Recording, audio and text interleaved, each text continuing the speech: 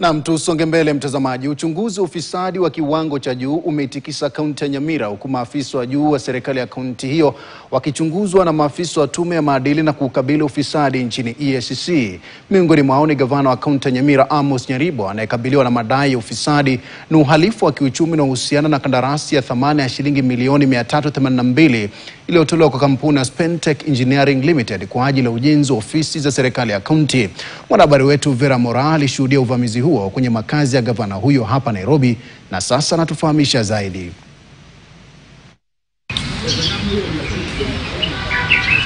Asubuhi ya Jumatano, kufuatia agizo la mahakama kwa tume ya maadili na kupambana na ufisadi EACC kuendesha msako kwa kutumia hati za upekuzi, maafisa wa EACC walilenga ofisi na makazi ya gavana Amos Nyaribo pamoja na maafisa wengine waandamizi wa serikali ya kaunti ya Nyamira. We have been able to recover a lot of valuable and critical documents and investigations which are going to assist us to ensure that we fill all the gaps that we have that are existing in the current investigations. EACC ikivamia makazi yake ya Karen Hills jijini Nairobi. Baada ya saa chache, maafisa hao walitoka na ushahidi waliokusanya kutoka kwa nyumba hiyo ya gavana, ikiwemo nyaraka chache na sanduku la kuhifadhi vitu vya thamana, ushahidi ambao sasa ulikuwa chini ya uangalizi wa EACC.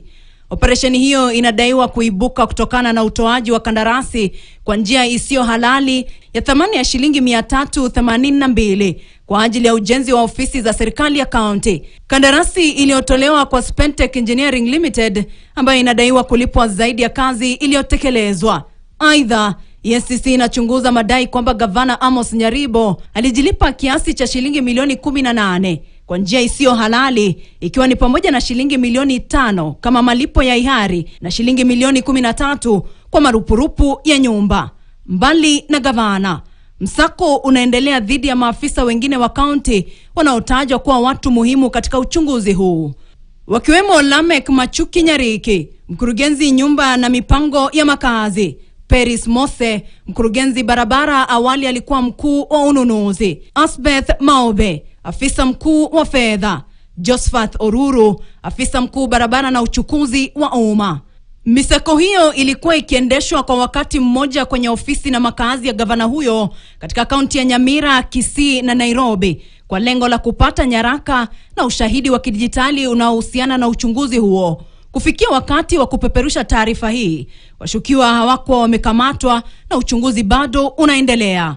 Hata hivyo, familia ya gavana kupitia kwa mawakili wake waliitaka KTN kufuta picha hizo, wakidai kuwa vyombo vya habari vilikuwa vimevamia na kuingilia haki na uhuru wa binafsi.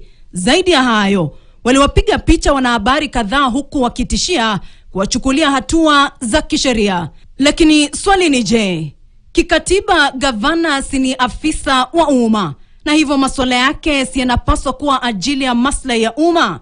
Na je, EACC ni chombo cha serikali ambacho shughuli zake zinapaswa kuripotiwa na vyombo vya habari? Vera Mora, KTN.